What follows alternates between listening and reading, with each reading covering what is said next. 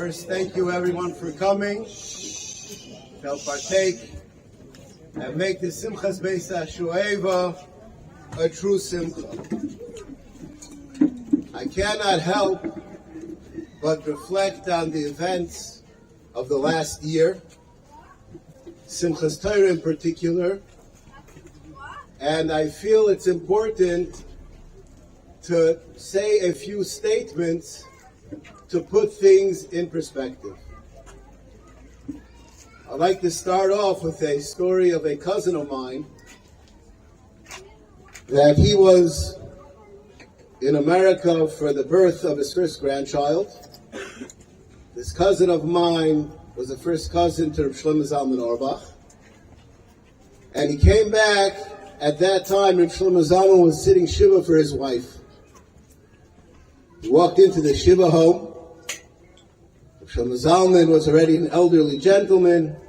He jumps up from the floor, puts on a big smile, and gives him a big mazel tov. People were looking at Rabbi Shlomo, how out of place. You're sitting Shoeva for your wife, and that's how you act. And Rabbi Shlomo says, I have my din of Avelus, and I have an obligation to be misameach somebody who has a simcha. There is no contradiction. The story I'd like to share with you is a story about Rav Hutner. Rav Hutner, the Rosh Yeshiva of Chaim Berlin, came from a Hasidic family in Warsaw. He eventually went to Slobodka, went to Eretz Yisrael, was in Hebron, and in the late 30s moved to America, early 30s moved to America, and on Sukkot, Erev Sukkot, he heard that the Nazis were entering Warsaw, and he understood the fate of his family in limbo. An ominous cloud over him that first Sukkot night. He came home and he saw that his sukkah caught fire and was burnt to the ground. You can imagine the tsar, the difficulty of such a situation.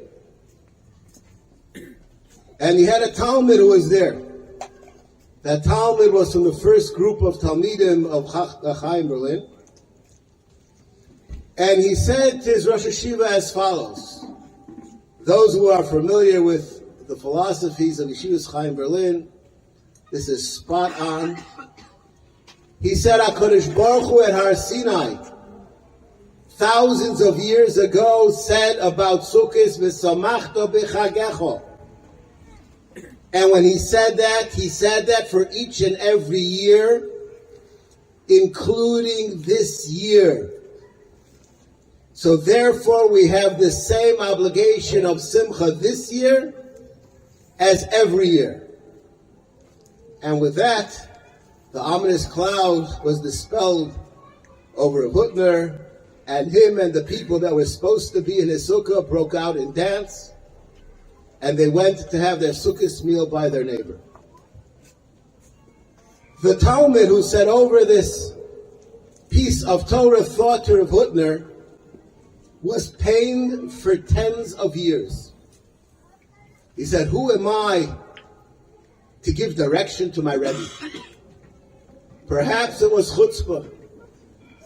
And he was plagued with these thoughts until he heard some 30 years later, Rav Aaron Schechter, the one who succeeded the Rosh Yeshiva of Hutner as Rosh Yeshiva Chaim Berlin, his father died on Yom Kippur.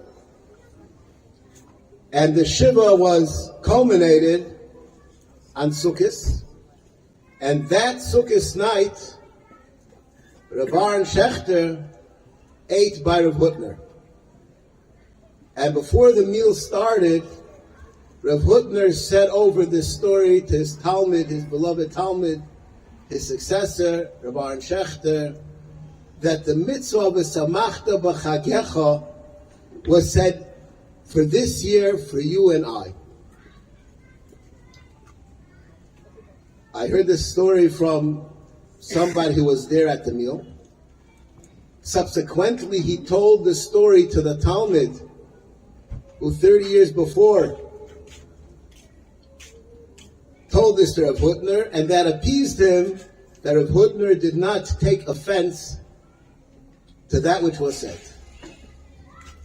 So what was said? What is the chidush? The chidush is that the chiyuv of v'samachta b'chagecha has to surpass and not suppress tragedies that we have at this time. Rabbi say, Klal Yisrael is bleeding. And we shouldn't forget about it for a minute. Does that mean that we're not supposed to be happy on Sukkot? Does that mean that Simchas Torah has to be Tisha B'Av? Rabbi said that's not what it means. I believe this message is the essence, the core of being a Fruma Erlechiyit. Chazal demand of us, it comes Sukkot, you'll be besimcha, it comes Tisha B'Av, that you be sad. The Torah demands us to turn on and off our emotions like it's a spigot. Yes, that's what the Torah demands of us. And even though sometimes we have things, one thing overshadows the other, it's not because we are playing down something else that is important. I've said this many times, and I'm saying it again. The Siyum Kaddish is the same Kaddish that is said on the kever of somebody who dies. It's the ultimate expression of belief. Whether you're on the pinnacle of success, finishing a Masechta, acquiring a piece of Torah, as close as one can be with HaKadosh Baruch Hu, the way that we express that is with the same Kaddish that somebody says, that he's Mekadesh Hashem and he asks no questions when Hashem takes away somebody who has departed from him. The exact same Kaddish. This is what is expected of us. I believe that there are those who have misgivings. How can we celebrate when we're bleeding? And the answer is that's exactly our obligation. But Cholila, not one of us should think for 1 second that we're not bleeding and we don't care. Our performance of being besimcha is an expression of our allegiance and belief in HaKadosh Baruch Hu.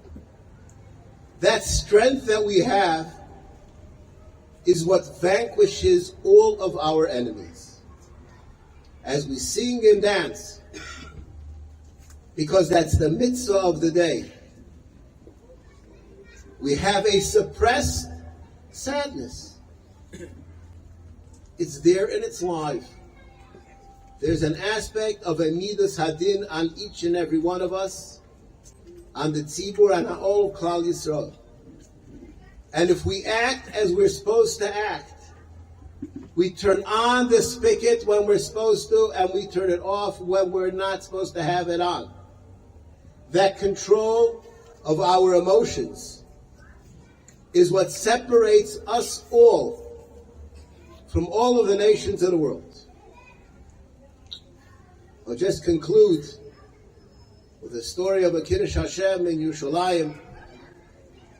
There was a party in Purim of 1,500 people in a very large stadium, And the police asked, how many policemen do you need to control the drunkards of Purim? You don't need any. He said, but what's going to happen when they get into a fight? It's not going to happen. Klal Yisrael is able to have control even when they lost it. Kol Shekem when we're in control. And on Sukkot is the time. On Sukkot is the time that we have the opportunity to take control. The Sforim HaKadoshim tell us, Rishon hu lecheshber avonosechem. Today, that ended just a few short hours ago, was the first time that the Yetzer Hara was back in us in the normal form. Rishon lecheshber avonosechem. And Baruch Hashem, that day we were Zoicha to sit in the Sukkah. B'chazdei Shomayim. I would like to give each and every one here, and all of those in Kleisel are not here, a bracha, that we should continue to be able to rejoice. And the Mirza Hashem, we should be able to make simchas without having to remember Emeshkach Yushalayim Tishkach Yemini. We should have the Binyan Beis HaMikdash.